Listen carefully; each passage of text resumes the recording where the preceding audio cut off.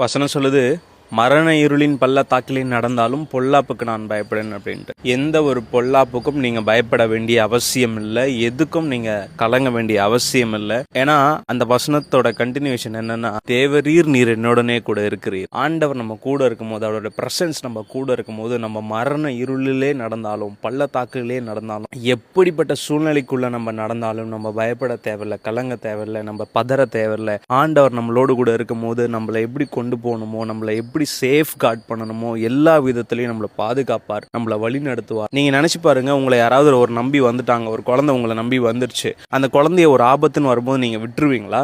நீங்களே உங்களை நம்பி வந்த அந்த குழந்தைக்கு அவ்வளவு பாதுகாப்பா இருக்கும் போது, நீங்க அந்த தகப்பனை நம்பும் போது அந்த தகப்பன் நம்மளை எப்படி பாதுகாத்துப்பார், எப்படி நம்மளை அரவணைப்பார், எப்படி நம்மளை எல்லா பொல்லாப்புல இருந்து விடுவிப்பார். இல்ல அவங்களுக்கு அது நடந்துருச்சு, எனக்கும் நடந்துருமோன்னு பயமா இருக்கு, அவங்களுக்கு இப்படிதான் நடந்துச்சு அதனால எனக்கும் இப்படி நடந்துருமோன்னு பயமா. அவங்களுக்கு நடக்கும், ஆனா உங்களுக்கு நடக்காது. வாதை உங்க கூடாரத்தை அணுகாது. நீங்க மரண இருளிலே நடந்தாலும் ஆண்டவர் உங்களை பாதுகாத்துக் கொள்வார், உங்களை அவர் நடத்துவார். ஆமென்.